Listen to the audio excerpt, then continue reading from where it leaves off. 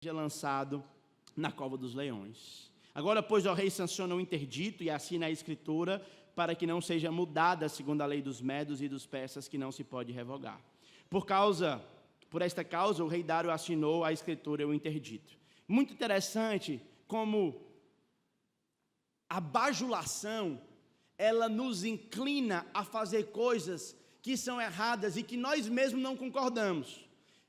Quando eu li esse texto, eu fui impelido a lhe alertar para que você tenha cuidado com a língua bajuladora, com as pessoas que chegam até você e falam o que você quer ouvir, não para reafirmar ou para reconhecer os pontos positivos que há em você, mas enquanto elas falam o que você quer ouvir, enquanto elas reafirmam o que elas acham que você gostaria de ouvir, elas estão querendo beneficiar a si mesmas. A bajulação, ela é diferente do encorajamento e da admoestação bíblica, porque a bajulação, ela te elogia para o próprio benefício. A admoestação, ela elogia, ela reconhece para o benefício do outro. Cuidado com a língua bajuladora. Amém? Então, nós entramos na segunda cena do nosso episódio. Daniel é condenado, verso 10 ao verso 15. Então, nós vemos aqui a conspiração desses bajuladores, liderando o rei Dário. Olha só, um rei, um homem sábio, um homem astuto, um homem guerreiro, líder de um império. Ele foi enganado pela língua bajuladora. Se alguém do porte de Dário foi enganado pela bajulação, talvez nós, meros mortais, devemos estar atentos a esse perigo. Vamos ver então a condenação de Daniel. Daniel, pois, quando soube que a escritura estava assinada, entrou em sua casa, muito legal isso aqui, e em cima, no seu quarto, onde havia janelas abertas do lado de Jerusalém, 3 vezes por dia Daniel se punha de joelho e orava, e dava graças a Deus, dava graças diante do seu Deus, como costumava fazer. É interessante que então, Daniel, consciente do perigo que estava, 30 dias, não pode adorar outro Deus que não Dário. Esse só é um problema para o Deus cristão, no caso aqui, o Deus de Israel. Porque todos os outros deuses da Babilônia eram deuses que aceitavam dividir a adoração. Todos os outros deuses da Babilônia não reclamavam para si adoração exclusiva. O único Deus que reclama para si adoração exclusiva é Yahvé. Portanto, quando eu decido entregar minha vida a Yahvé, eu não divido a adoração dele com ninguém, é única e exclusiva dele. Por isso que esse problema do interdito só era para Daniel. E aqui Daniel, ele tinha 2 opções. Ele tinha a opção de dizer assim, rapaz, esse negócio de orar para todo mundo ver é coisa de religioso. Eu vou ficar orando em espírito. Eu vou orar em espírito, vou ficar calado, não vou deixar ninguém perceber e vou continuar adorando a Deus em espírito, para que ninguém perceba que eu estou orando, mas no final eu vou estar orando, isso não vai mudar em nada, porque no final das contas, o que Deus mais quer não são as minhas palavras, o que Deus mais quer é o quê? O meu coração. Então, se eu estou orando no meu coração, se o meu coração é sincero e verdadeiro, basta eu ficar comigo mesmo, e não preciso expor para todo mundo as minhas orações. Mas Daniel, na verdade, sabia que essa não era uma oportunidade que ele deveria se preocupar com a sua segurança em primeiro lugar. Daniel, na verdade, sabia que essa era uma oportunidade em que ele teria para mais uma vez testemunhar do poder salvador de Deus, porque Deus é aquele que salva todos que confiam no seu poder. E Daniel sabia que dar uma ocasião para demonstrar a sua fé era dar a Deus uma oportunidade de mostrar o seu poder salvador e atrair adoração para si mesmo. Por isso, que em situações semelhantes à de Daniel, você poderá ser tentado a manter a sua vida em troca de perder o seu testemunho. Algumas pessoas vão ser tentadas, e aí eu não sei para onde é que o Brasil vai caminhar nos anos que vêm, nos anos seguintes, mas eventualmente pode ter uma lei aí que proíba ser crente, ou ler a Bíblia, ou coisa nesse sentido. Eu não sou tão conspiracionista para achar que isso vai acontecer amanhã, não. Tá? Mas eu só queria dizer que em um contexto como esse, em que a sua vida está em risco, escolha manter-se fiel a Deus. Porque nós vamos ver que, embora o risco seja aparente, quando eu escolho a fidelidade a Deus, na verdade, eu estou mais seguro desobedecendo aos homens e obedecendo a Deus do que o contrário. Aqui está o princípio da desobediência civil. Nós, como cristãos, tradicionalmente pregamos que nós devemos ser obedientes ao Estado, em suas leis. Nós devemos obedecer às leis, pagar o imposto, coisas nesse sentido. Mas existe uma única cláusula que permite todo crente a desobedecer às leis civis. Qual é essa cláusula? Quando a lei civil vai contra a lei de Deus. Nós vamos ver isso em Pedro, por exemplo, quando ele é proibido de pregar o evangelho, lá pelos chefes do Sinédrio, que eram o Estado da época. Pedro vai responder: vocês decidem o que vão fazer conosco. Nós decidiremos que mais importa obedecer a Deus do que aos homens. Então, o que é que nós fazemos? Nós voluntariamente recebemos a punição do Estado, mas nós não o obedecemos quando isso implicar negar o nosso Deus. O texto segue, então, dizendo que aqueles homens foram juntos e, tendo achado Daniel a orar e a suplicar diante do seu Deus, se apresentaram ao rei a respeito do interdito real. E lhe disseram: não assinastes um interdito que por espaço de 30 dias qualquer deus ou a qualquer homem, senão a ti, ó rei, fosse lançado na cova dos leões, que fizesse petição a qualquer deus ou a qualquer homem fosse lançado na cova dos leões? Respondeu o rei e disse: essa palavra é certa, segundo a lei dos medos e dos persas, que não se pode revogar. Então responderam e disseram ao rei: este Daniel, que é dos exilados de Judá, não faz caso de ti, ó rei, nem do interdito que assinastes. Antes 3 vezes por dia faz a sua oração. Tendo o rei ouvido essas coisas, ficou muito penalizado e determinou consigo mesmo livrar Daniel até o pôr do sol e se empenhou para salvá-lo. Muito interessante que o texto começa a mostrar para a gente a queda do Império Babilônico. Lembra da estátua do capítulo 2? A cabeça da estátua era de que material? De ouro, que dizia que era a parte mais forte da estátua. Depois, os ombros e os peitos eram de quê?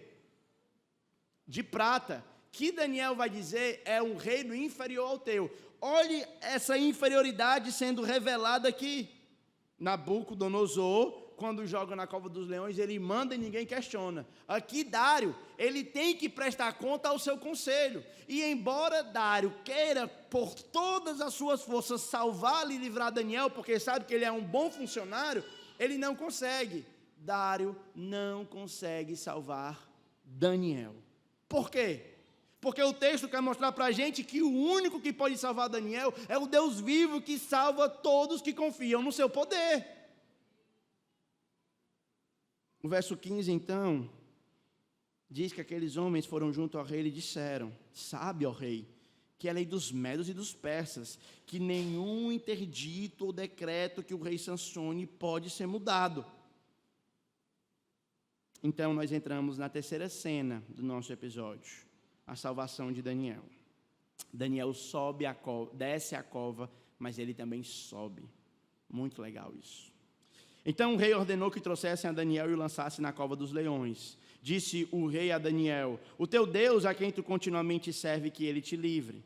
Foi trazida uma pedra e posta sobre a boca da cova. Selou o rei com seu próprio anel e com os seus grandes, para que nada se mudasse a respeito de Daniel. Então o rei se dirigiu para o seu palácio, passou a noite em jejum e não deixou trazer à sua presença instrumentos de músicas e fugiu o sono. E aqui é interessante, Daniel havia dado um testemunho tão bom na Babilônia. Daniel havia sido um camarada que prega com a sua vida e com o seu testemunho tanto a respeito de Deus, que na hora que Dário vai lançar ele na cova dos leões, o que é que ele diz? Que o teu Deus, a quem tu continuamente serve, que ele te salve, que ele te livre. Parece que Dário já começava a entender o que Deus estava querendo mostrar. Estava querendo mostrar que o Senhor Deus vivo salva todos quantos confiam no seu poder. E é isso que nós vamos ver no verso 19. Quando pela manhã, ao romper do dia, levantou-se o rei e foi com pressa à cova dos leões. Chegando-se ele à cova, chamou por Daniel com voz triste. E disse o rei...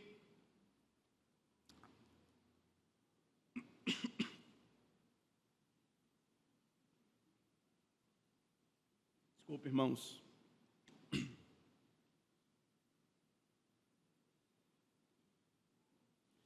E disse o rei a Dário, Daniel, disse o rei Dário a Daniel, Daniel, servo do Deus vivo, dar-se-ia o caso que o teu Deus a quem tu continuamente serve, tenha podido salvar-te dos leões?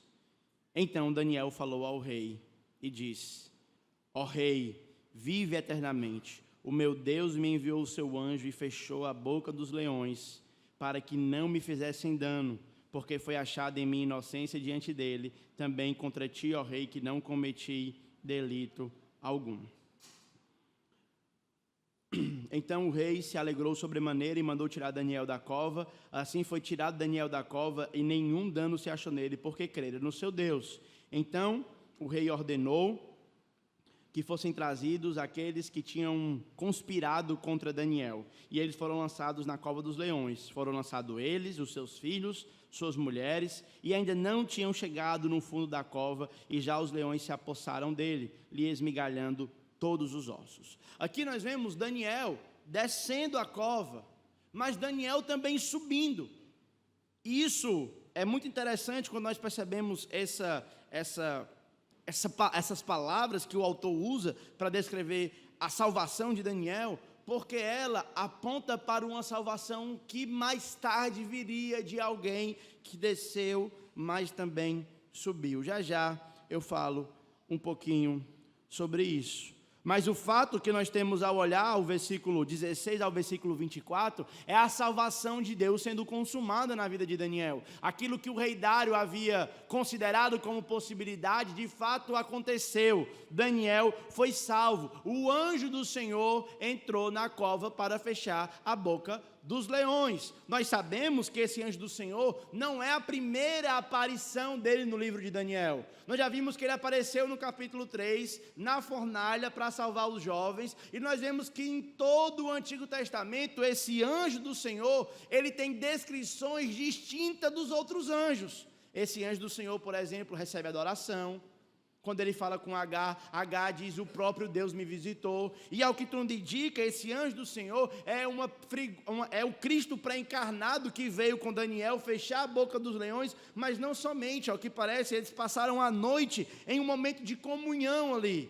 E é interessante que no capítulo 7, nós iniciaremos as partes das profecias. Muito legal. Parece que o anjo, então, naquela noite, preparou Daniel, dizendo, rapaz, Daniel, segura aí, que agora eu vou dizer para vocês umas coisas que vão acontecer, e aí você vai receber umas profecias. Daniel passou a noite desfrutando da presença do anjo do Senhor. E, finalmente, nós chegamos na última cena do nosso episódio, quando o Deus soberano é reconhecido como aquele que tem poder para salvar, versículo 25 ao versículo 28. Então, o rei Dário escreveu, aos povos e nações e homens de todas as línguas que habitam em toda a terra, paz vos seja multiplicada. Eu faço um decreto, diferente do primeiro decreto, agora ele faz um outro decreto, em que todo domínio do meu reino os homens tremam e temam perante o Deus de Daniel, porque ele é o Deus vivo, que permanece para sempre, o seu reino não será destruído e o seu domínio não terá fim. Ele livra e faz o quê? E salva, faz sinais e maravilhas no céu e na terra, e foi ele quem livrou Daniel do poder dos leões. Daniel, pois, prosperou no reinado de Dário e no reinado de Ciro, o persa. Aqui então, meus irmãos, nós vemos de fato que o testemunho de Daniel não tinha como finalidade mostrar para a gente como Daniel era um homem fiel, ou como Daniel era um exemplo a ser seguido, ou como nós devemos imitar Daniel. No final das contas, o testemunho de Daniel não era com a finalidade do próprio engrandecimento de Daniel, mas o testemunho de Daniel tinha uma finalidade muito clara, que os povos, que as nações vissem que Deus é um Deus que salva todos aqueles que confiam no seu poder salvador, e que vendo isso, os povos reconheçam a Deus, reconheçam Deus vivo, tremam diante dele e creiam que ele é o Deus poderoso, vivo, que permanece para sempre, que o seu reino não será destruído e o seu domínio não terá fim, porque ele é o Deus que salva. Mas essa verdade de que ele é o Deus que salva não pode ser aprendida somente em Daniel capítulo 6. Ao longo de toda a narrativa bíblica, Deus como Salvador de todos aqueles que confiam no seu poder é revelada. Nós vemos isso em Noé, quando toda a humanidade da época de Noé foi destruída, mas Noé achou graça diante do Senhor e confiou no poder salvador de Deus. E o que aconteceu com Noé? Ele foi salvo. Isso aconteceu com José do Egito, quando foi vendido como escravo para viver exilado no exílio. Perceba a semelhança entre Josué e Daniel. O que Deus fez com Josué lá no Egito? Deus salvou Josué no Egito. Deus deu a ele prosperidade lá no Egito. E ele diz para os seus irmãos que o mal que os seus irmãos fizeram contra ele, Deus transformou em bem.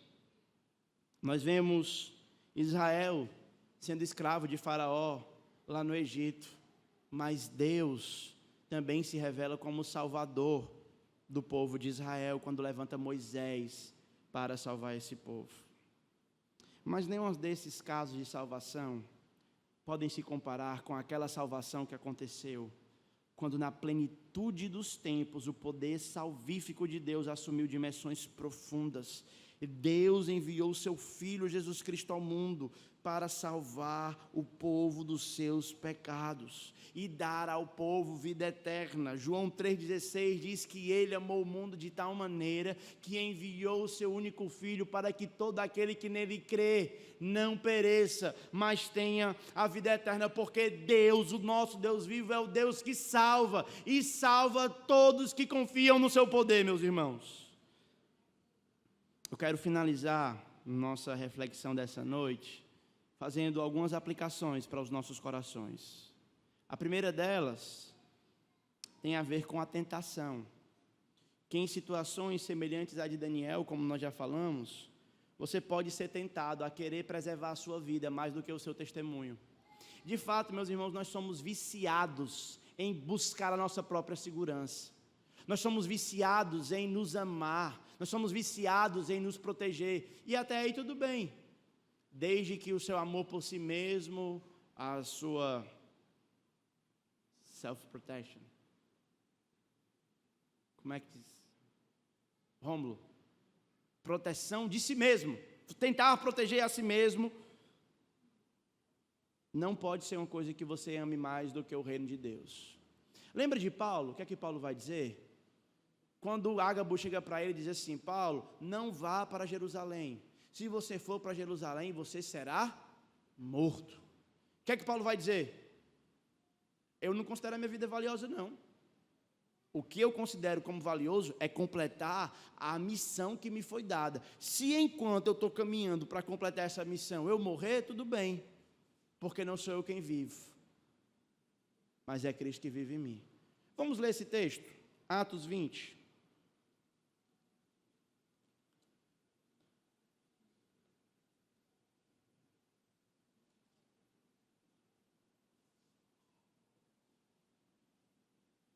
Atos 20, 23.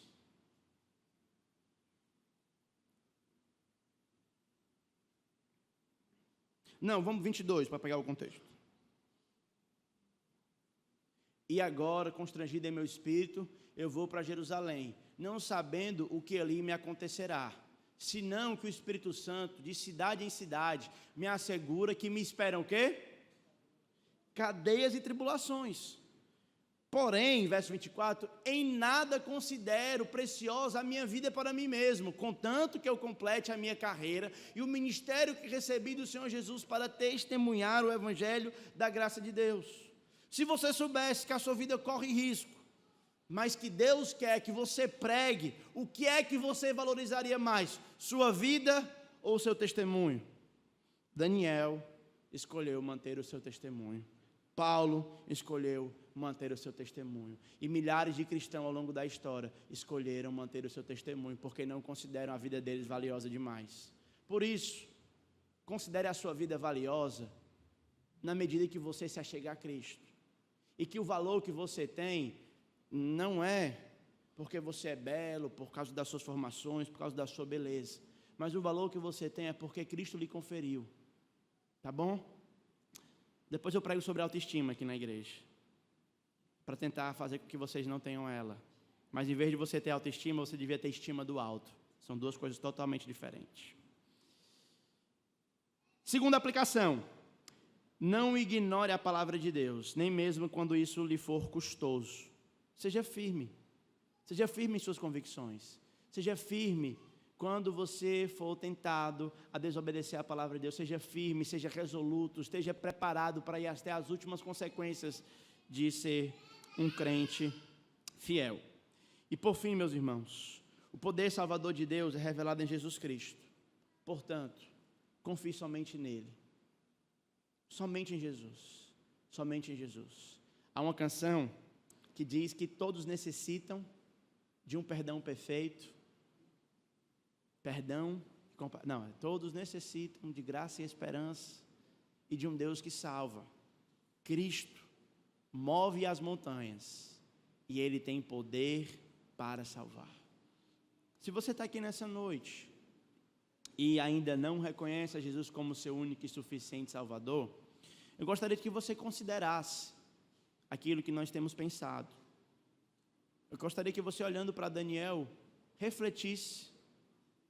E bem à vontade, nós não temos aqui a ideia de fazer apelo, né? E de obrigar você a crer em Cristo nesse sentido. Você é livre para fazer isso. Mas eu queria lhe convidar a, pelo livre exame da sua consciência, olhar para Jesus e olhar para si mesmo. E perceber que em si mesmo você não pode salvar. E perceber que em si mesmo você não consegue livrar-se dos leões da vida. E principalmente do leão maior, que é o pecado. Se você quiser se livrar dos leões da vida, você precisa de um leão maior, que é Jesus. Amém? Portanto, confie somente em Cristo. Será que seria pedir demais para a gente cantar só o refrão? Poder para salvar? Enquanto a gente pensa, e depois, ao término, eu voltarei para orar com os irmãos. Mas eu queria que você pensasse sobre as lutas, sobre as provações, sobre como você lida com as tentações e as dificuldades. Porque Cristo, Ele não só salva a gente da ira vindoura, mas Ele também nos salva dia a dia, nos dando livramento, nos salvando de nós mesmos, nos salvando de muitas outras coisas. Por isso, irmãos, creia que Ele tem poder para salvar, e confie somente nele. Confie somente em Cristo. Ele, o Filho de Deus, que veio para dar vida eterna a todos aqueles que creem no seu nome. Enquanto os irmãos cantam, eu queria que você meditasse.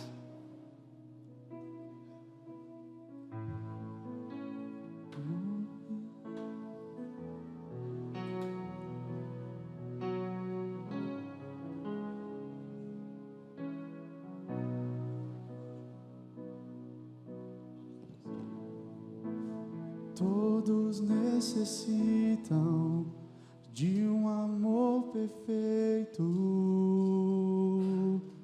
perdão e compaixão.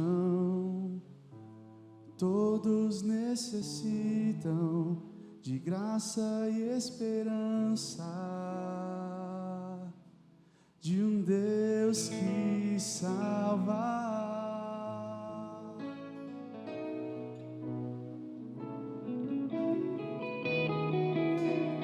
Cristo move as montanhas e tem poder para salvar, para para sempre, o autor da salvação. Jesus a morte venceu. Cristo, Cristo, e tem poder para salvar, para sempre, o autor. Jesus a morte venceu, sobre a morte venceu.